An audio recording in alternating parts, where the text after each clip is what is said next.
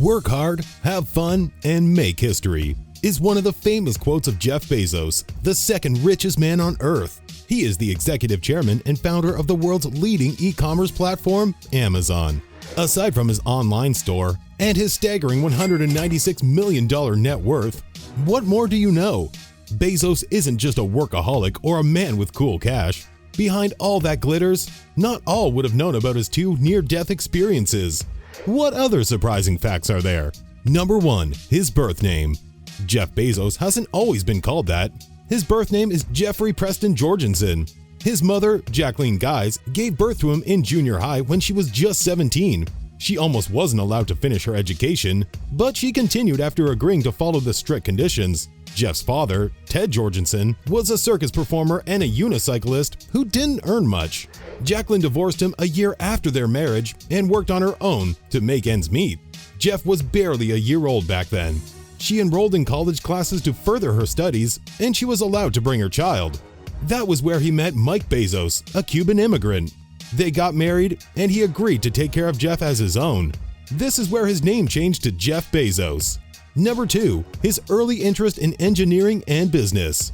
Jeff Bezos was a curious kid whose tank of questions can hardly be exhausted. He was always found trying to make sense of things. Why, how, and what did what? He reportedly took off his crib with a screwdriver at a very young age with no help. This was said to be because he felt someone his age shouldn't sleep in a crib.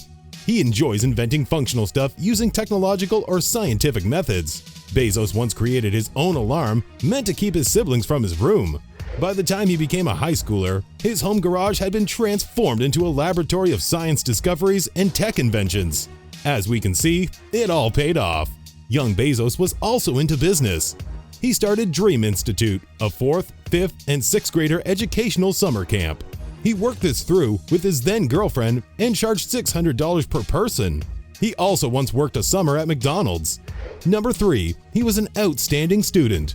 Jeff Bezos wasn't just a tech lover, he was more of a nerd.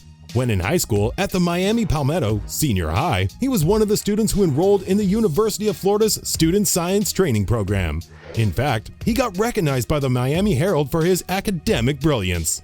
More so, he was in his class's valedictorian and went ahead to be the nation's Merit Scholar. Bezos also won the Silver Knight Award in 1982.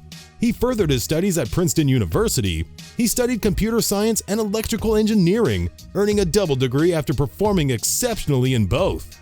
He graduated summa cum laude, and he was a member of 2 honor societies, Phi Beta Kappa and Tau Beta Pi. Jeff Bezos was also the president of the Princeton chapter of Students for the Exploration and Development of Space, or SEDS. Number 4. His work on Wall Street in the early 1990s. After graduating from Princeton University, he got job offers from Intel, Bell Labs, and Anderson Consulting, among others. But he turned them all down to work for Fattel, a fintech telecommunications startup where he was to build resourceful networks for international marketing. He became the head of development at one point, but ended up getting promoted to director of customer service. When Fattel was sold 2 years later, he took a position in the banking industry. He became product manager at the Bankers Trust Company and worked from 1988 to 1990. He later joined an investment management firm, D.E. Shaw, where he worked until 1994. He worked hard and earned the position of senior vice president at age 30, which was said to be the company's youngest. He left to launch his own online bookstore, Amazon. Number 5. Where he met his wife. We all know Jeff married Mackenzie Tuttle before their divorce in 2019, but we probably don't know how they met. While he was at D.E. Shaw, he met Mackenzie Tuttle, who was a research associate at the firm and a novelist. They started courting in 1993 and got married a year later.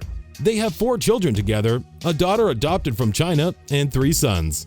The couple divorced after a long period of separation, and Mackenzie left with 25% of Amazon stock, which was about $35.6 billion. However, Bezos kept the couple's voting rights. Number 6. Where he wrote Amazon's business plan. Writing business plans for a startup company is not usually a day's job. It does need space and time to come up with a nice idea and draft a plan.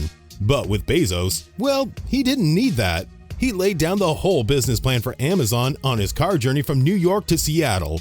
That definitely isn't the best writing condition, especially one for a business. But Bezos got an idea and wanted to get it out. At first, he was going to call his online store Cadabra, which was from abracadabra. But his business's first lawyer, Todd Tarber, talked him out of it since it sounded more like cadaver. He didn't want such a name to be associated with his company, so he went with Amazon, the world's longest river. According to him, it is a good fit since he's planning to make his store the world's largest retailer, passing through every region. That's a nice thought there, if I must say. Number 7. His 2-pizza rule. Jeff Bezos has a unique approach to work meetings and teams. He is aware of the fact that large groups yield fewer results and prevent some people from expressing their thoughts or ideas. He decided to fix this with his 2-pizza rule.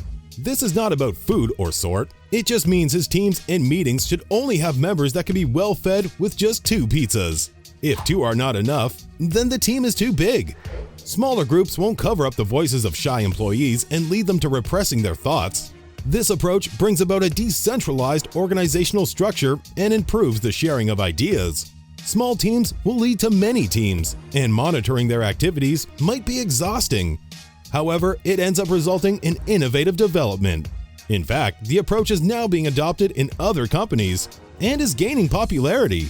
Number 8. Amazon is not his only interest. When we hear Jeff Bezos, we straight up think of Amazon. However, this is not his only focus.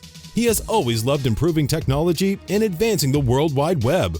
He engages in many programs and investments that result in a world with advanced technology.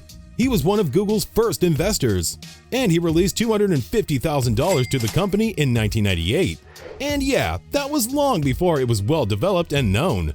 In 2017, his stock was worth $3.1 billion. Bezos was also an investor in a life extension research firm, Unity Biotechnology, whose aim is to slowing or stopping the aging process. His interest in the healthcare sector made him invest in ZocDoc, Unity Biotechnology, Grail, and Juno Therapeutics. He's also played a role in the creation of a healthcare company, Haven, which is more of a partnership between Berkshire Hathaway, Amazon, and JP Morgan. Number 9. He is not really into music. While his love for business peaks, the same cannot be said about music. This wasn't a setback at first, but soon became that after Apple decided to play its game in that direction. Steve Jobs, Apple CEO, is a music lover, and he used that in dominating the digital music market, which negatively hit Jeff's music business. iPod and iTunes were accepted by the masses, and Amazon had to bear the losses since it has always been full of CDs. Bezos decided to swallow that and upped his game by developing the Kindle and the Kindle Store. This made certain that he won't also lose the digital book industry to Apple. He also makes certain that his business has great customer service that will draw people to them. He takes customer satisfaction seriously, ensuring that they're all treated nicely and respectfully. In fact, all Amazon employees, him included, will be customer service representatives for at least 2 days in 2 years. This improves their customers' knowledge and helps them shape their ideas while thinking of new innovations. Number 10. Near-death experiences.